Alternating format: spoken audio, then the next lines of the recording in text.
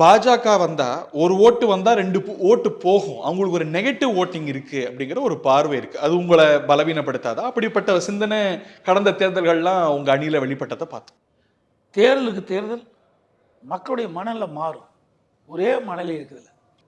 மக்கள் என்ன விரும்புகின்றார்களோ அந்த கட்சி தான் ஆட்சிக்கு வர முடியும். ஆனால் அதிமுக விரும்புகின்றார்கள், அதனால் ஆட்சிக்கு வருவதற்கு வெறும் வாய்ப்பு அதிகமாக இருக்கு. பாஜக எதிர்ப்பு மனநிலை அப்படிங்கிறது உண்மையா பிம்பமா தமிழ்நாட்டில்? பிம்பம். பாரதிய ஜனதா கட்சி ஒரு பிம்பத்தை ஏற்படுத்தி கொண்டிருக்கின்றார்கள். சிறுபான்மை வாக்கு அவளுக்கு கிடைக்காது, அப்படி ஒரு தோற்றத்தை வெளிப்படுத்தி அந்த வாக்குகளை மடைமாற்றம் செய்ய விரும்புகிறார்கள். அதுதான் நடக்குது. இந்த முறை நடக்காதுன்னு நினைக்கிறீங்களா? நிச்சயமாக நடக்காது. ஏன்னா அவள் எதிர்பார்த்த அளவுக்கு இந்த ஆட்சியில் எந்த நன்மையும் கிடைக்கலையே.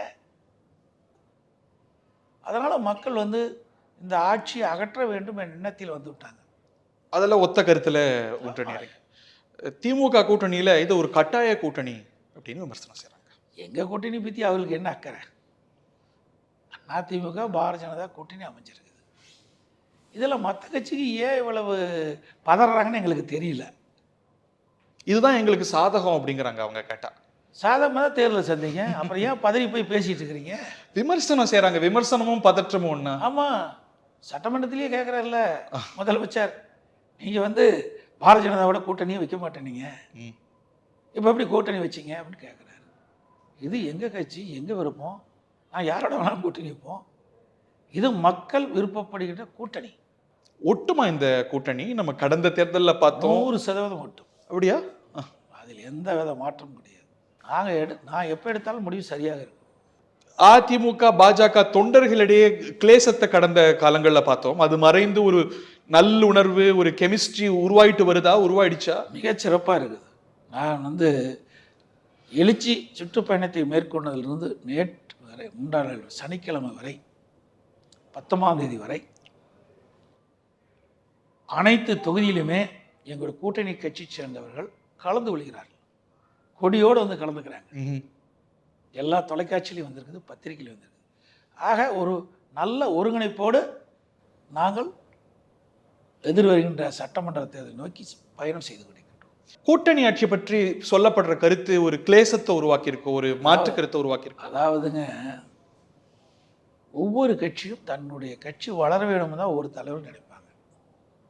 எப்பவுமே இப்போ 2019 சரி, 2021 சரி, 2 தேர்தலையும் பார்த்தீங்கன்னா அந்த தேர்தல் நேரத்தில் தான் நான் கூட்டணி வச்சோம். இந்த முறையும் அப்படிதான் சொன்னீங்க. ஆனால் ரொம்ப முன்கூட்டியே வைக்க காரணம் என்ன? ஏன்னா இப்போ தேர்தல் சுற்றுப்பயணம் மேற்கொள்கின்ற பொழுது கூட்டணி கட்சியும் சேர்ந்து இதில் இணைத்து செயல்பட்டால் நன்றாக இருக்கும் என்று ஒரு எண்ணத்தின் அடிப்படையில் தான் முன்கூட்டியே நாங்கள் ஒரு ஜெல் ஆகணும் அலையன்ஸ் அப்படின்னு. இப்போ நாங்கள் தேர்தல் சுற்றுப்பயணத்துக்கு போகும்போது தேசிய ஜனநாயக கூட்டணியில் அங்கே வைக்கின்ற கட்சிகளும் எங்கள் நான் செல்கின்ற இடத்திலெல்லாம் அவர்கள் எனக்கு வரவேற்பு கொடுக்கிறார்கள். நாங்கள் பேசுகின்ற கூட்டத்தில் அவர் கலந்து கொள்கிறார்கள். பரிபூர்ண ஒத்துழைப்பு கொடுக்குறாங்களா? ஆத்மார்த்தம் பரிபூர்ண ஒத்துழைப்பு கொடுக்குற காரணத்தினால தானே அவ்வளோ நேரம் நின்று என்னுடைய பேச்சை கேட்குறாங்க. அதையும் சொல்லிட்டு கூட்டணி ஆட்சின்னு தொடர்ந்து பேட்டி கொடுத்துட்டு இருக்கிறாங்களே. அதான் சொல்றேன், ஒவ்வொரு கட்சியும் தன் கட்சி வளர வேண்டும் என்று எண்ணம் இருக்கும். இதை முன்கூட்டியே தேர்தல் கூட்டணி அமைச்சதுனால அங்கங்கே சில கருத்துக்கள் வரத்தான் செய்யும். இருந்தாலும் தெளிவுபடுத்தியாச்சு. இன்றைய தினம் நாங்கள் கூட்டணி அமைக்கின்ற பொழுது மாண்புமிகு மத்திய உள்துறை அமைச்சர் அமித்ஷா அவர்கள் தெளிவுபடுத்தி விட்டார். கூட்டணிக்கு தலைமை அனைத்து இந்திய அண்ணா திராவிட முன்னேற்றம், ஆட்சி அமைப்பது அனைத்து இந்திய அண்ணா திராவிட முன்னேற்றம். ஆக எல்லாமே தெளிவுபடுத்தியாச்சு.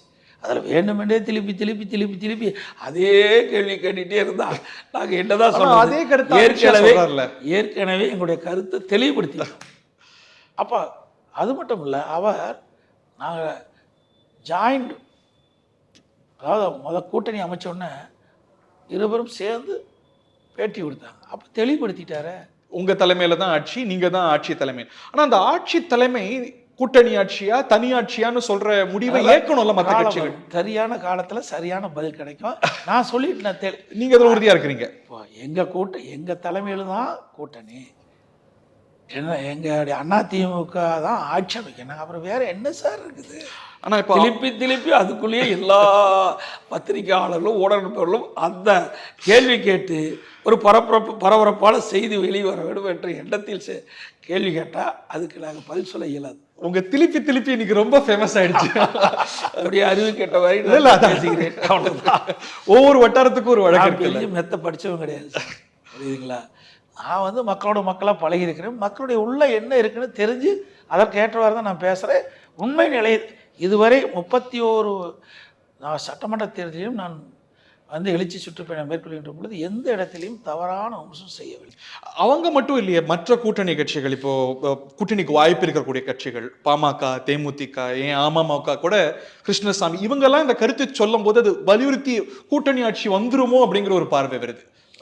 ஏங்க விடுதலை சிறுத்தை கட்சி சொல்றது இல்லையா? அதை விட்டுட்டீங்களே.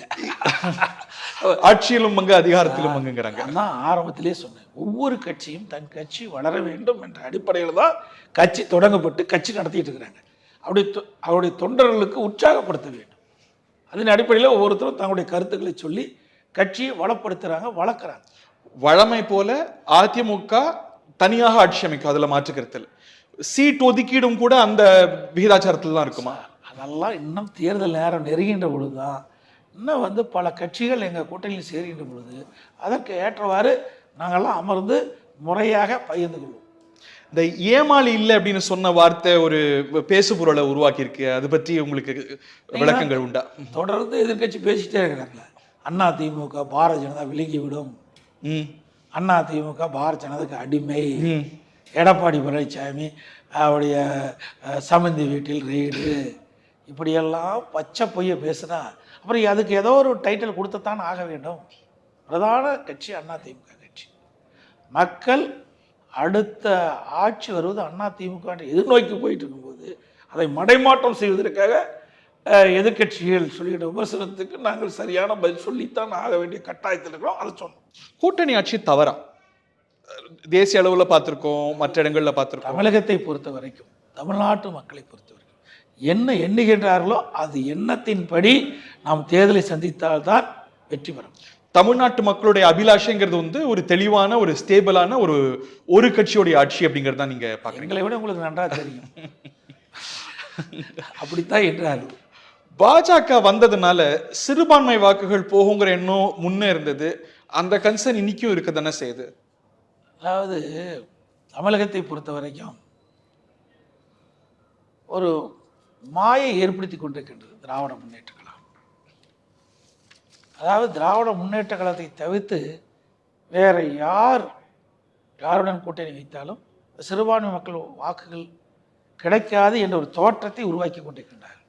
1999 நாடாளுமன்ற தேர்தலில் பாரதிய ஜனதா திமுக கூட்டணி வந்து வச்சோம். 2001 சட்டமன்ற பொது தேர்தலில் பாரதிய ஜனதா திமுக கூட்டணி வச்சு. அப்போ அவர்கள் கூட்டணி வச்சா பாரதிய ஜனதா கட்சி நல்ல கட்சி.